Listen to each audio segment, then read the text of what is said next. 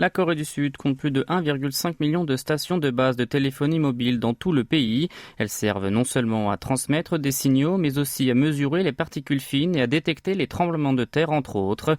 Plusieurs antennes sont installées sur un toit d'un bâtiment universitaire à Séoul.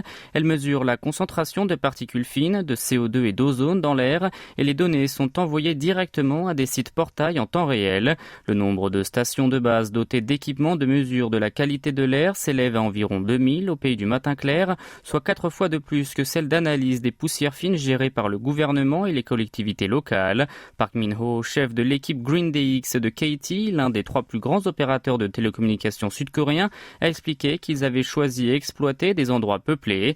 Près de 3000 installations sont aussi équipées de machines de détection de tremblements de terre. Situées près des espaces de vie, comme les immeubles résidentiels, elles servent à enregistrer rapidement les secousses.